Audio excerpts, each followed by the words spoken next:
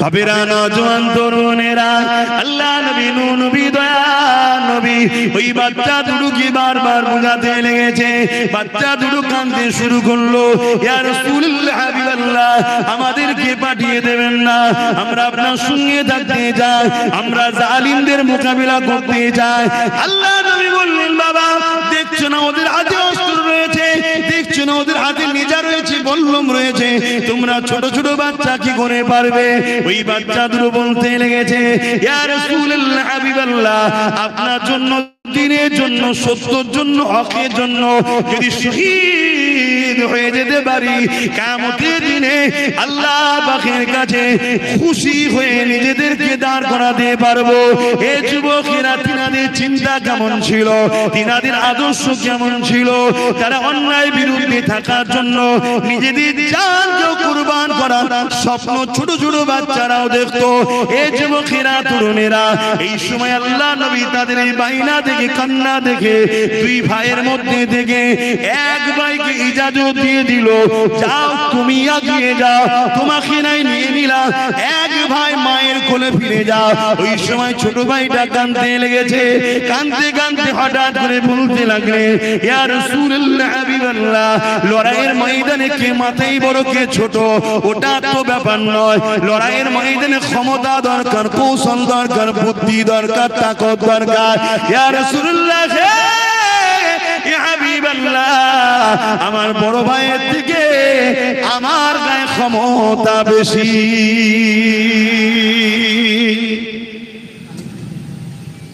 তারা দিনের জন্য কত চেষ্টা করছে, তারা দিনের জন্য কত ভাবছে, আর আজকে আমরা কি করছি? যারা মসজিদ মাদ্রাসার দুশমন তাদের ঝান্ডা ধরে ঘুরে বেড়াচ্ছি, তাদের কারো শক্তিশালী করব যাতে করে তারা আমাদের মসজিদ মাদ্রাসা শেষ করে। করছি ইসলামের উপরে যুগে যুগে অত্যাচার বেড়েছে। তবে মনে রাখবেন যতবারই অত্যাচার বেড়েছে কিনা প্রতিবারে আল্লাহ পাক জালিমদেরকে মিটিয়ে দিয়ে ইসলামের শান মর্যাদাকে আরো বাড়িয়ে দিয়েছে।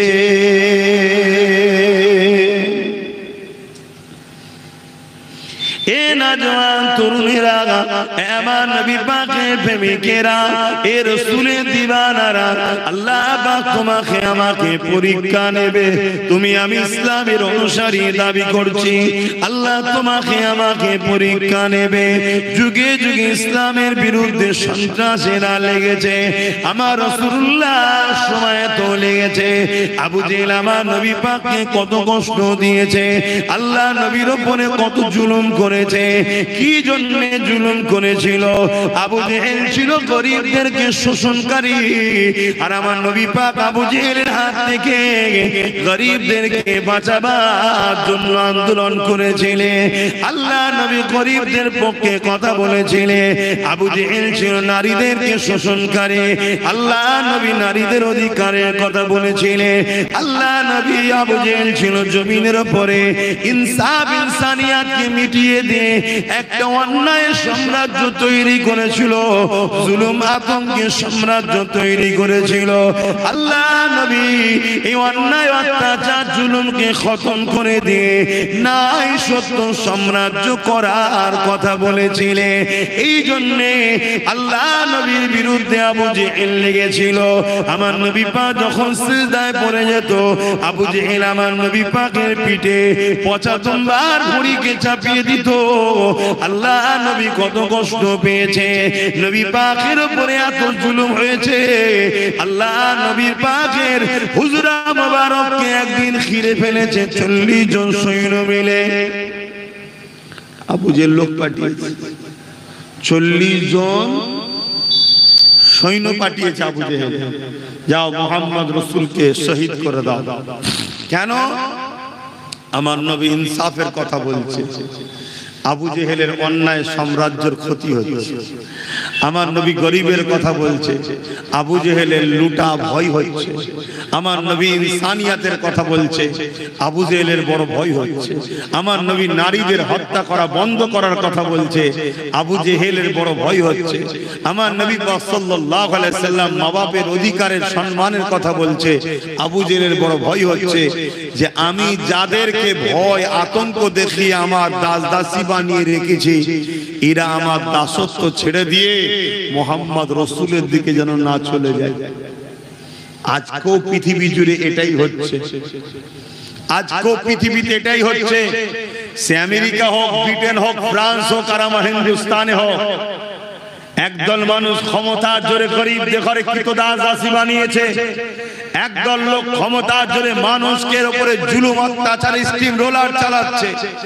একদল লোক ক্ষমতার জোরে পাওয়ারের জোরে মানুষের বাক স্বাধীনতা, সামাজিক স্বাধীনতা, ধর্মীয় স্বাধীনতা, সমস্ত স্বাধীনতাকে হরণ করে নিচ্ছে।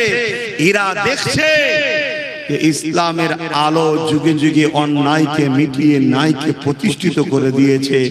তা ইসলাম যদি থাকে, আমাদের যেমন আবু জেহেল ভেবেছিল আমাদের ক্ষমতা না শেষ হয়ে যায়, তা এরাও ভাবছে ইসলাম যদি থাকে আমাদের জুলুমের সাম্রাজ্য মিটে না যায়। চলো ক্ষমতার জোরে ইসলামকে মিটিয়ে দাও। কেন আমাদের হাতে এখন প্রশাসন, আমাদের হাতে মিলিটারি, আমাদের হাতে বন্দুক, আমাদের হাতে মিসাইল, আমাদের হাতে কামান, আমাদের হাতে সব পাওয়ার। এই সুযোগে সব মসজিদ, মাদ্রাসা, কবরস্থান, খানকা, ঈদগাহ যা আছে সব ভেঙে ফেলো, সব নিশানা মিটিয়ে দাও। মুসলমানদের ঘরে যেখানে পারো সেখানে মারো। এসব চলছে না চলে না? একটু কথা বলছেন না কেন? খিদে লেগেছে? খিদে লেগেছে আপনাদের?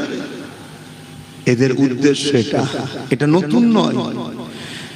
ঠিক এরকম উদ্দেশ্য আবু জেহেলও দেখেছিল। আল্লাহ নবীকে মিটিয়ে দিবার জন্য আল্লাহ নবীর হুজরা মোবারককে রাতের অন্ধকারে 40 জন এমন করে জালিম অত্যাচারী সৈন্য পাঠিয়ে দিয়ে ঘিরে দিল।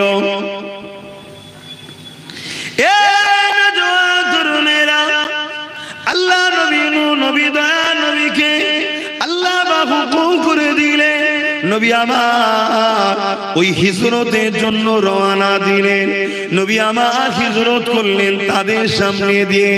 তারা কেউ দেখতে পেল না, কারণ আল্লাহ নবী এক মুঠা বালি নিলেন, মক্কার মাটি নিলেন, নিয়ে ওই মাটিতে ইজা রমাইতা মারমাইতা ওয়ালাকিন্নাল্লাহ রমা এই আয়াত তিলাওয়াত করে এমন করে নবী আমার যখন ফোঁটা দিয়ে দিলেন, সঙ্গে সঙ্গে জালিমদের চোখে পড়ল। জালিমরা চোখটা ধরলো, ওই মাটিটাকে নিয়ে ওই বালিটা নিয়ে আল্লাহ নবী যখন নিক্ষেপ করলে ওটা জালিমদের চোখে পড়লো। জালিমরা যখন চোখে বালি পড়েছে চোখে হাত দিল, আল্লাহ নবী তাদের সামনে দিয়ে চলে গেলেন। নবী আমার রওনা দিলেন ইয়াসরিব মদিনার জমিনে। তার আমার রাসূলকে দেখতে পেল না।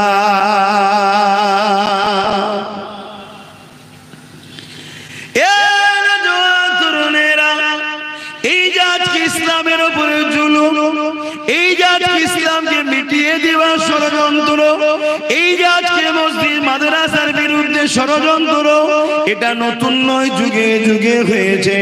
মনে রাখবেন আমার রাসূলুল্লাহ তিনি মক্কা থেকে মদিনায় আসরিফে চলে গেলেন। আমার নবী পাক মদিনায় যাবার পরে ওই মদিনা শরীফের নাম হয়ে গেল মদিনা শরীফ। আসরিফ আগে নাম ছিল। আল্লাহ নবী ওই জায়গায় পৌঁছে গিয়ে ওখান থেকে দিনের মেসেজ নাই সত্য ইনসাফ ইনসানিয়াতের কথা মানুষ জাতিকে শোনাতে লেগেছে। দলে দলে পৃথিবী থেকে মানুষ মদিনামুখী হয়ে গেল, মদিনার জমিনে যেতে লাগলো। আল্লাহ নবীর হাতে হাত দিয়ে ইমানে নূরের কলেমা পড়ে মুসলমান হতে লাগলো। মানুষ সন্ত্রাসী ছেড়ে দিল, জুলুমকে ছেড়ে দিল, খুনের রাস্তা ছেড়ে দিল, অত্যাচারের রাস্তা ছেড়ে দিল, ইনসাফের রাস্তায় চলে এলো।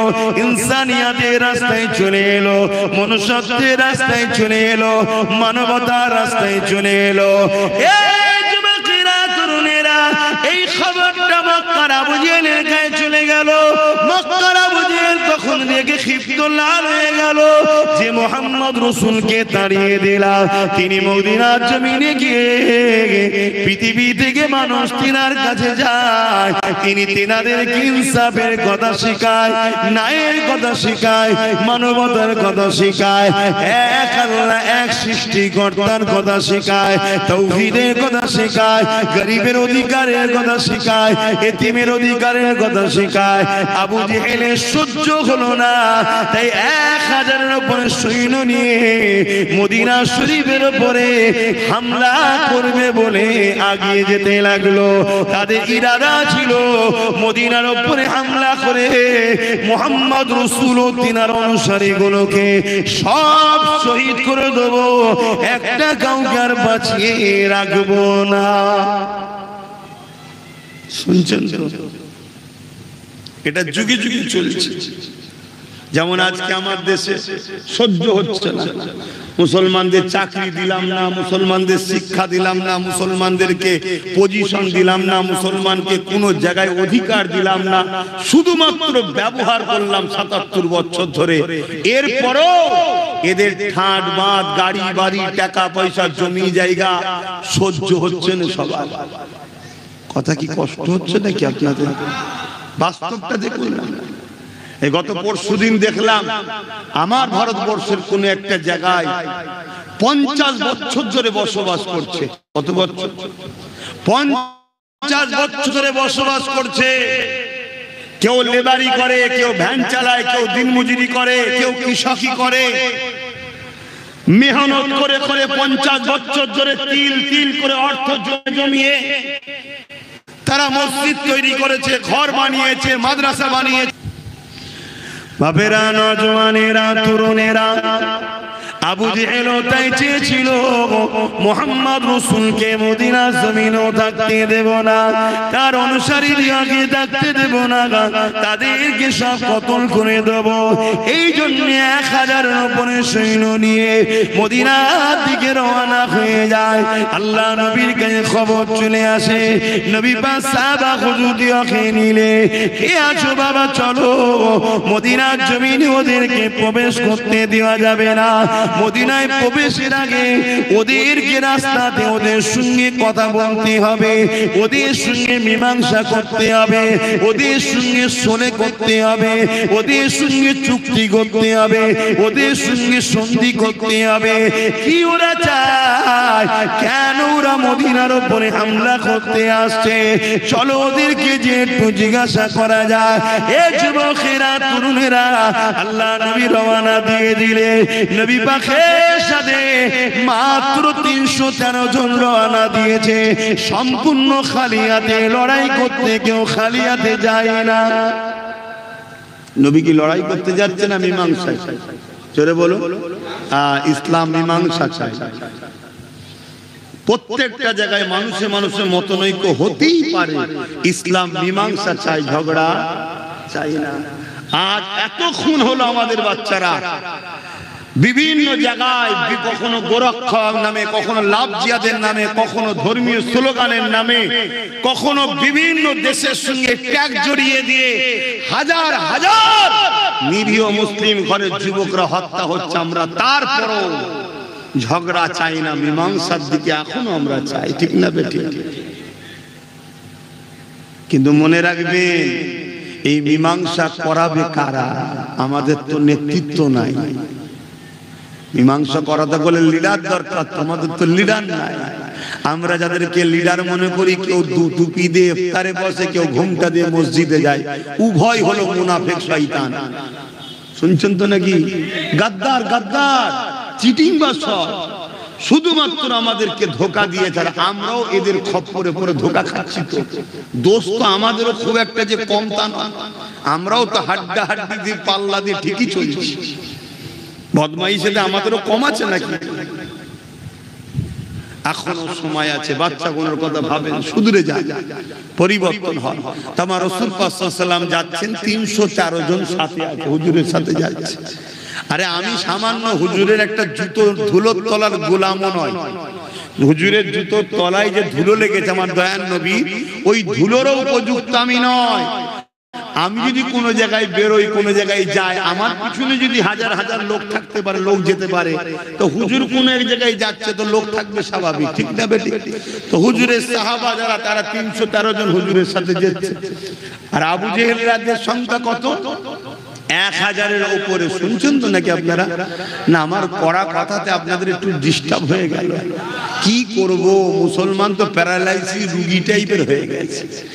এত বুঝাচ্ছি, 2010 বছর আগে থেকে বুঝাচ্ছি যে ওয়াকাফ যাচ্ছে, ওয়াকাফ যাচ্ছে 10 বছর আগে। তোমার এলাকায় নাই, আসা যাওয়া কম ছিল রে বাবা, এখন নাই আবার আসা যাওয়া হচ্ছে, কিন্তু আসা যাওয়া আমার কম থাকলেও তোমরা তো যাতে নাকি? তোমরা তো সোশ্যাল মিডিয়ায় ওয়াজ শুনেছো। 10 বছর ধরে বুঝাচ্ছি যে ওয়াকাফ যাচ্ছে, মসজিদ যাচ্ছে, মাদ্রাসা যাচ্ছে, কবরস্থান যাচ্ছে। মায়ের লাশ, বাপের লাশ নিয়ে কবরে যাবি দিতে, কবরস্থানে যাবে, হঠাৎ করে দেখবে পুলিশ দাঁড়িয়ে আছে, লাঠি সুটালি একদম পুরো যুদ্ধের সামাল নিয়ে রেডি। কি ব্যাপার গো? হবে না, ডিসপিউট আছে, কেস চলছে, শুনছেন? আগে ফাইসাল্লা হবে, তারপরে হবে। ফাইসাল্লাও জীবনে হবে না, আর কবরও জীবনে। আর বুঝতে পারছেন না? পারেন না? আমি আজ থেকে বলছি। আর পুলিশদের তো কিছু করার নেই, পুলিশ বন্ধুরা তারা কি করবে? তাদেরকে উপর থেকে বলে দেবে ওখানে কেউ যেন আর না দেয়, এটা তোমাদের দেখার ডিউটি। যদি দেখতে না পারো চাকরি চলে যাবে। তারা চাকরি দেখবে না? তাদের বউ বাচ্চা পরিবার আছে না? না, তারা দোষটা কাদের? মূলত যারা হুকুম দিচ্ছে তাদের না আমাদের? একটু বলবেন না? একটু খুশি হব আমি, একটু বলুন না জোরে জোরে। হ্যাঁ, আমাদের। কেন আমরা আমাদের দুশ্মনদের ঘরেই বসিয়ে দিয়েছি হুকুম দিবার জন্য। একটু ভাবা দরকার। বাবেরা, নওজোয়ান তরুণেরা, আল্লাহ নবী আগিয়ে গেলেন। ওই সময় যাবার পরে তাদেরকে বদর নামক স্থানে দেখা হয়ে যায়। আল্লাহ নবী তাদেরকে বুঝাতে লাগলো, এ আবু জেহেল, মক্কা জমিনে আমি গরিবের পক্ষে, অসহায়ের পক্ষে, এতিমের পক্ষে, বিধবার পক্ষে, মনুষ্যত্বের পক্ষে, ইনসানিয়াতের পক্ষে নাই সত্যের বাণী, মহান সৃষ্টিকর্তার বাণী যখন আমি শোনাতেছিলাম, তোমরা আমাকে অনেক ডিস্টার্ব করেছো, জ্বালিয়েছো, জুলুম করেছো। আজ আমি মক্কা থেকে ইয়াসরিবে চলে এসেছি, তোমরা মক্কা জমিনে আসো। কেন তোমরা একবারিয়ে আমার মদিনার উপরে হামলা করতে আসো? এটা তোমরা জুলুম করছো, অন্যায় করছো। তোমার আমার মধ্যে চুক্তি হয়ে গেছে, তোমরা মক্কায় থাকবে, আমি ইয়াসরিবে থাকবো। এই চুক্তিকে কেন ভঙ্গ তোমরা করতে চাইছো? কেন তোমরা গায়ে জুয়ারি দেখাচ্ছ? কেন তোমরা জুলুম করতে লেগেছো? এই যুবকেরা, যেমন আজ আমার দেশের মধ্যে একদল নেতারা নিজেরা গদির লোভে আমার দেশকে টুকরো টুকরো করেছে, তার মধ্যে ইন্ডিয়া পাকিস্তান ভাগ হয়ে গেছে, আমাদের মধ্যে কাঁটাতার হয়ে গেছে। তুই ওই দিকে থাকবি, আমি এই দিকে থাকবো, যার যেখানে ভালো লেগেছে সে সেখানে চলে গেছে। কিন্তু বারবার দেখছি পাকিস্তান গায়ের জোয়ার দিয়ে আমার দেশের উপরে হামলা করছে, যেটা অন্যায় করছে। ঠিক আবু জেহেল এইরকম অন্যায় করে জোর করে আগিয়ে এসেছিল। এই পাকিস্তানও যদি জোর করে আগিয়ে আসে, একে কি শিক্ষা দেওয়া দরকার? এটা মুহাম্মদ রাসূল আমাদেরকে দিয়ে গেছে। এই যুবকেরা, তরুণেরা, বাপেরা, এটা অন্য কারো কাছে শিক্ষা নাই। যে যতই বলুক না কেন আমার 56 ইঞ্চি দিছে না, ওটা মুখে বলে, মাপলে দেখবে 6 ইঞ্চি কম পড়ে গেছে। শুনছেন তো নাকি? হ্যাঁ, এসব বারবার শুনে আসছি। সে যখন ছোটবেলায় জ্ঞান বুদ্ধি হয়েছে তখন থেকে শুনছি পাকিস্তান ভারতের উপরে হামলা করছে, পাকিস্তান মারছে, পাকিস্তান এই করছে, পাকিস্তান জঙ্গি হামলা করছে। এটা অন্যায় করছে না ঠিক করছে? জোরে বল। কেন এটা দিয়াল হয়ে গেছে, কাঁটা তার হয়ে গেছে, তুই তললে থাকবে যে আমরা আমাদের থাকবো, খেতে পাই না পাই যাই থাকি আমরা ভারতীয়, আমরা আমাদের থাকবো। তুই আমাদের বিষয়ে কেন জুলুম অত্যাচার করবি? এটা অন্যায়। কিন্তু অন্যায় এতদিন ধরে হচ্ছে, সমাধান নেই। এ আছে না না? অথচ আমাদের এত পাওয়ার, আমাদের এত পাওয়ার, প্রত্যেকটা ভারতীয়কে 2 লিটার করে পানি খাইয়ে বর্ডারের ধারে পাঠিয়ে দাও।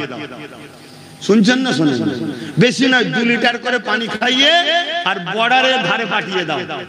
আর বাকিটা বুঝতে পারছেন তো নাকি? লাইন শুধু শুশু করে দেবে, পাকিস্তান ডুবে যাবে।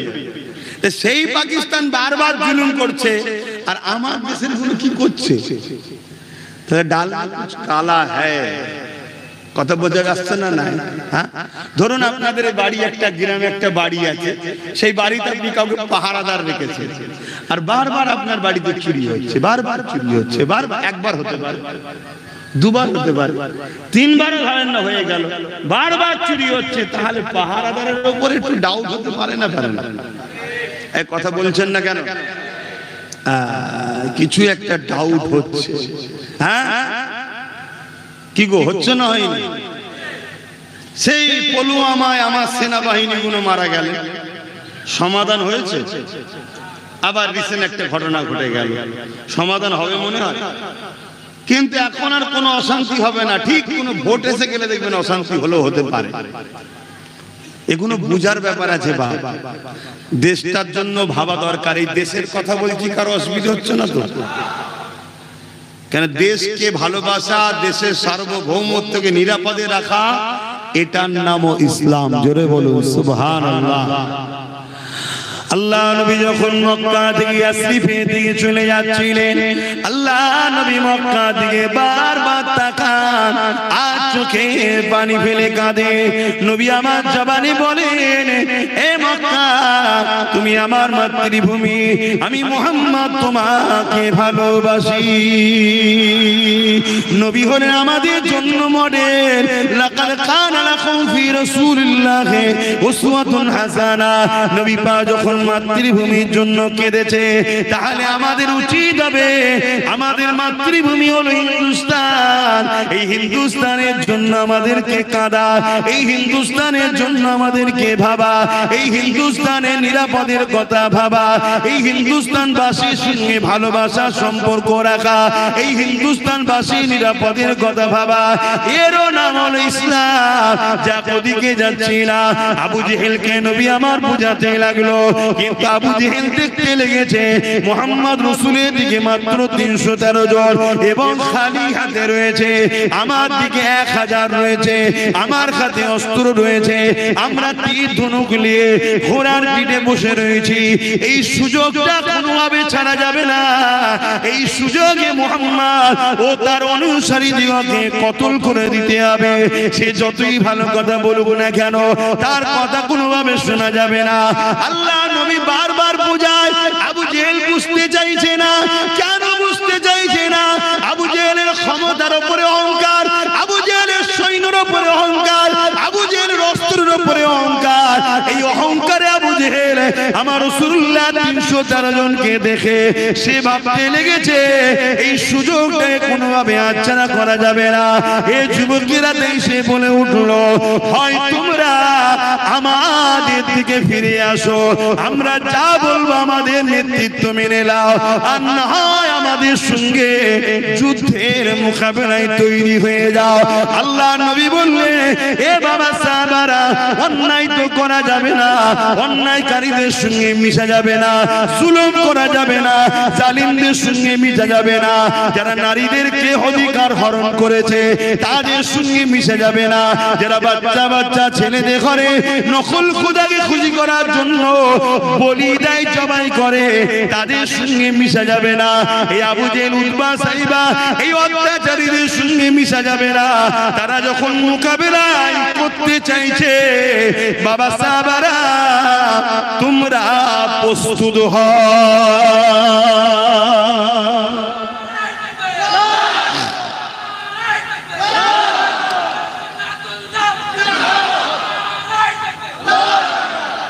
আজকের আবু জেহেল গুলো দেখছে মুসলমানদের হাত খালি, মুসলমানদের কোনো নেতা নেই, গার্জেন নেই, কিছুই নেই।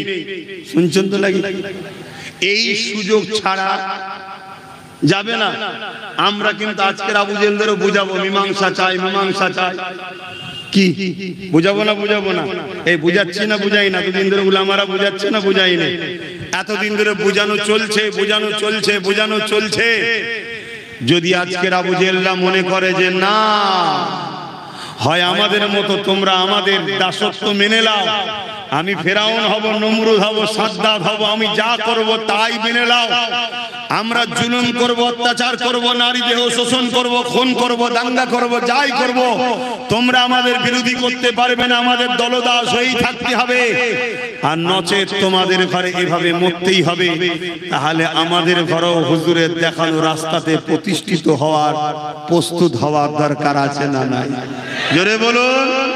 হ্যাঁ, ওপেন বলে যাচ্ছি, তৈরি হতে হবে। কেন সোজা আগুলে যখন ঘি বেরোয় না, আগুল বেঁকাতেই হয়। কথা শুনছেন না? কেন দেশকে যারা মিটাচ্ছে তাদেরকে মেনে নেওয়া, এটা কখনো ইসলাম ইজাজত আমাদেরকে দেয়নি।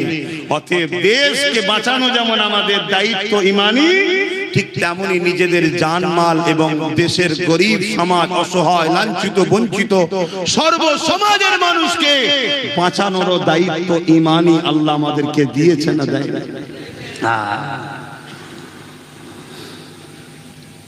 আল্লাহ নবী সাহাবাদেরকে বললেন প্রস্তুত হও, ওদের সব যখন গেছে যুদ্ধ করার, যুদ্ধের স্বাদটাই মিটাতে হবে।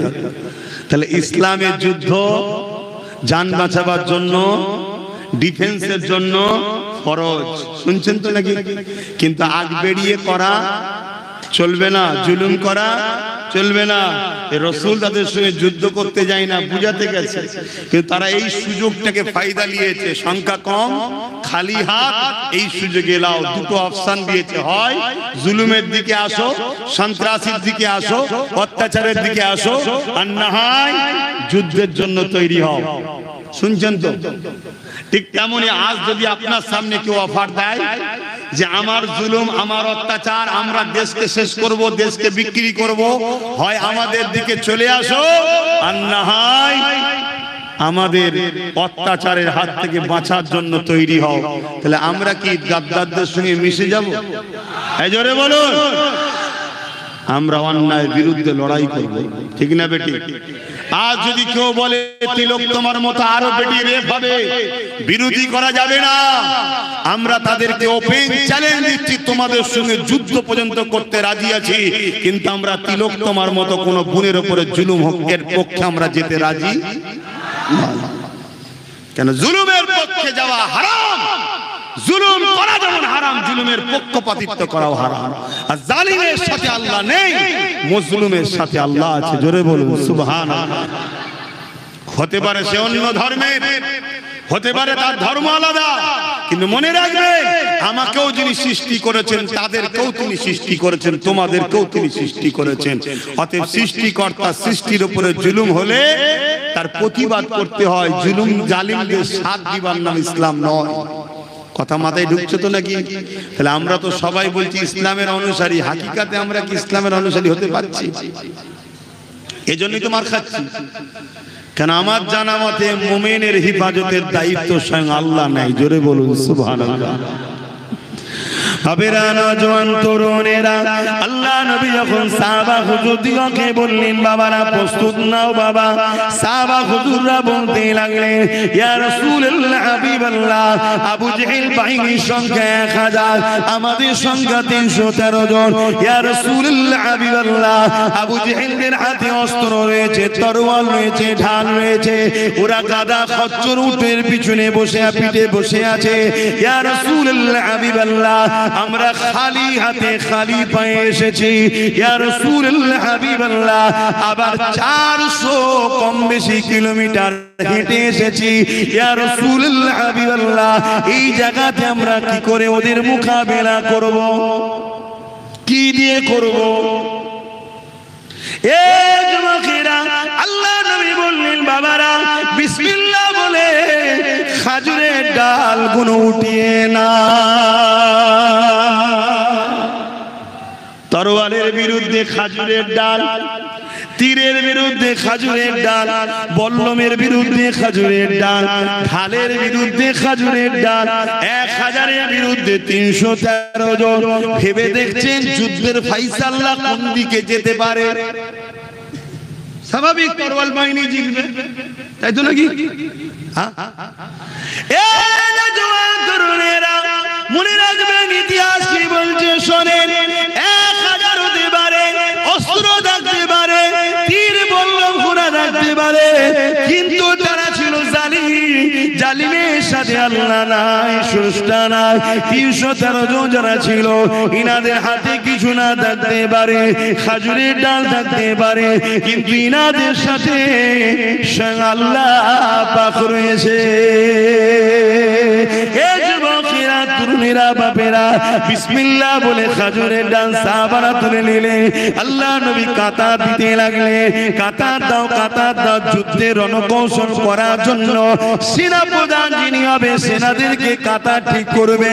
আল্লাহ নবী সেনা প্রধান হয়ে গেলে কাতারটা সিধে করতে লেগেছে।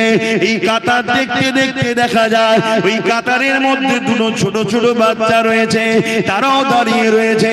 আল্লাহ নবী তাদেরকে লক্ষ্য করে বললে, বাবারা তোমরা এখানে কেন এসেছো? হুজুর আমরা আপনার খবর পেয়ে চলে এসেছি।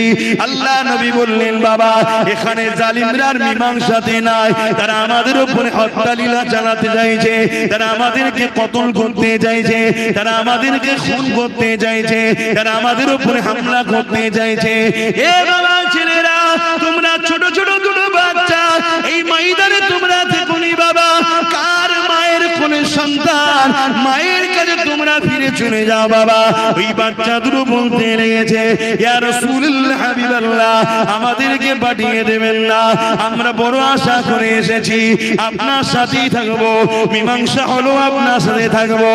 আজ যখন জালিমরা শয়তানি করে লড়াই করতে চাইছে, ইয়া রাসূলুল্লাহ আপনাকে ছেড়ে যাব না। আল্লাহ নবী বুঝাতে লাগলে, না বাবা, বাচ্চাদের এই মাঠে থাকতে না, লড়াইয়ের মাঠে এখানে দাঁড়াতে না।